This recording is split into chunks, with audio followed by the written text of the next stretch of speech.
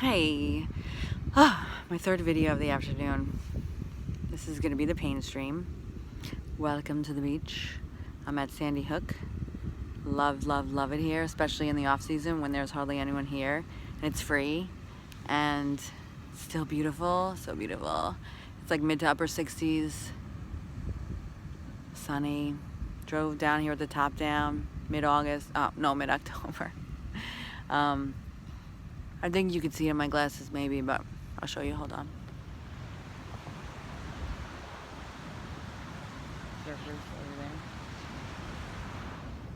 Yeah, so I did some of the pain stream. No, I didn't. I did a relationship stream and I did a health stream real quick. So now I'm gonna do some of the pain stream and then get to reading for myself. Ready? Here we go. Most of us assume that other people look at life through the same filters that they do. Keep in mind, you're so close. Keep in mind that 2% of people are psychopaths. That's a good lesson. 2% of people are psychopaths. 4% of CEOs are psychopaths. Think about that for a second. And then you go, oh, you'll understand climate change. You'll understand why we're still dependent on oil. You'll understand why we use so many plastic bottles. You'll understand a lot of things.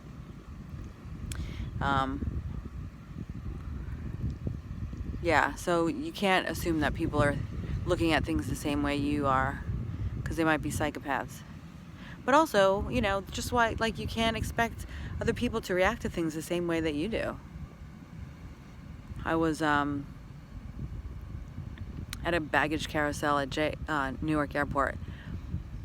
And I was just standing in front, there was no one around me. And, I was about a foot away from the carousel. And some woman on my left saw her bag coming down the carousel from my right. And she came in. Keep in mind, there was no one around me. She came in right in front of me.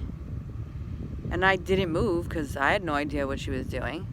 And she got right in front of me. So in the foot space between me and the carousel, I was just like, what's happening right here?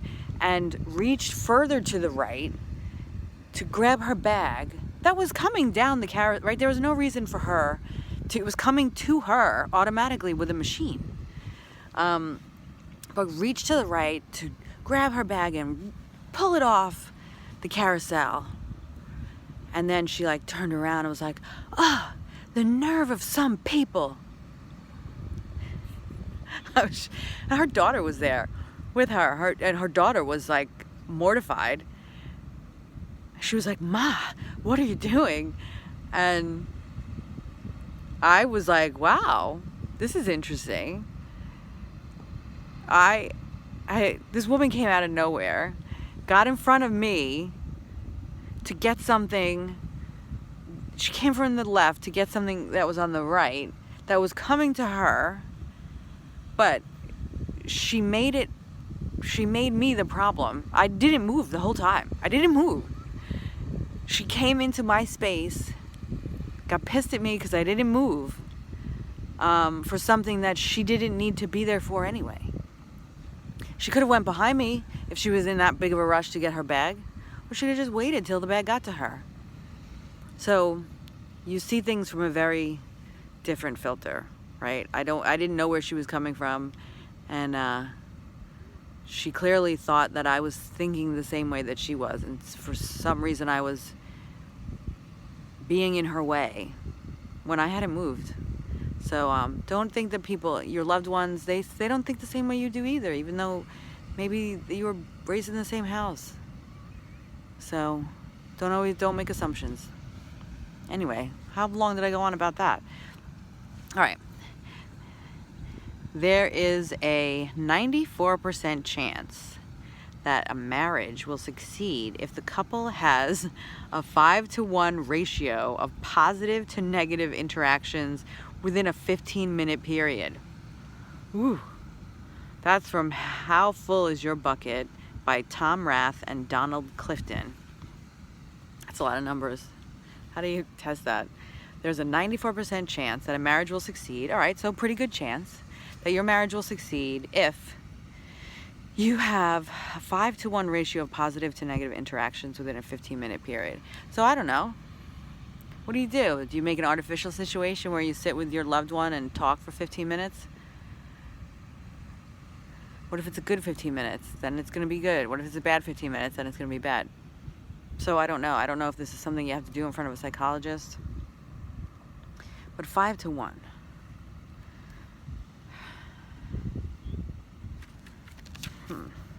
That's, yeah. I mean, 94%. That's a lot of positivity, though. Do you know that many couples who are like that? Not really. But yeah, so that makes total sense. If you're nice to each other, you might stay married. But at least it's a good way to gauge whether or not, maybe your marriage or relationship is worth spending your time on. Here's another. So this is an interesting little graph. Can you see this? I don't know. It's backwards in the video, but it says mental state is at that top line, and then the bottom of the bucket says, it's not even, I don't think it's focused. Hopefully that's better. The bottom says predators look for people here. That's for sure. Yeah, so if your vibration is low, be single, because you're just gonna attract people who are gonna take advantage of you, and then you're just gonna stay in the bucket. You're just gonna get taken advantage of. Fix yourself, raise your vibration, raise your energy, get self-confidence, love yourself, and then you can go out there into the world and share yourself.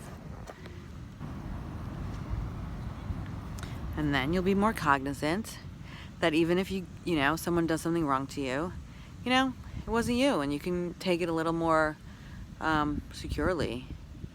Say, hey, this didn't work out, or this person did this, and they did this because they have issues here, and it wasn't me, and next. There's how many billions of people in the world? There's a next. There's always a next. There's next. I don't care what you look like, what you sound like, what you smell like. There's always a next. Although I think you should make sure all those things are in the best way possible, just to keep your options open. Like, you want to be the one to have the options and to say, I don't think this is working. Yeah, you don't want that to happen to you. It just opens more doors. You want all the doors to be open, and then you pick. A friend said to me, she was complaining about her weight. And I said, all right, well, I think you should do this, this, and that. And she said, well, it also concerns me, though. I'm concerned about people just liking me for my appearance, and just my appearance. Well, if you're attractive and hot or whatever, people don't like you just for your appearance. Initially, people like you for your appearance because guess what? They're guys, they're visual, that's how it works. I like people for their appearance at first. I don't go through Tinder looking at what they wrote. No, I look at their picture. I'm not saying you have to go through Tinder. I'm just saying this is how people work. So you go through, and they do the same thing. You want the most doors open. And then you could go through the door or not. Next. Why am I talking about this? Okay. Anyway, it is courageous to be genuine to yourself and to others. Most people cannot do it, but appreciate when they see it in others. That's true. It's a shame, but I think the more you like yourself and accept yourself and love yourself, the more you'll just be that. And the older you get, the more you'll be that, because you just be like, whatever, this is me. Suck it. What you see is what you get. Because you don't care as much. It's too much work, and you don't get anything out of being someone else. It doesn't make any sense. If you live your life genuinely, you may or may not succeed materially, but you'll sleep much better. That's true. None of these have references, just that one before. All right, don't get married because your friends are, because you're a certain age, because your parents want you to, or for any other reason than you have met someone you are wildly in love with and want to talk to for the next 50 years. Firmly agree with that. Absolutely. When I was younger, there were so many people that didn't want to get married. And when you're younger, there's such a pressure to get married. And I mean, somebody even said to me when I was 25, I mean, granted, I was living in Atlanta, but when 25, you're not married yet, you're not even engaged, what's wrong with you? What's wrong with me? I don't know how to cook. I don't want to be someone's maid. I'm an independent, fabulous, beautiful bumpkin. Whatever. I don't know. That's probably it. I mean, I never met someone I wanted to be with forever. I don't know that I'll ever want to be with someone forever. I don't know. You change, you grow. I like my freedom. I don't think that's something wrong with me. That's me. And you be you. You know, other people succumb to societal pressures because that's what they think they're supposed to do. And then they're like, well, why aren't you also succumbing to these pressures? I sucked it up and I'm doing this miserable thing that I don't want to, and I'm not living my life genuinely. Well, how dare you think you can?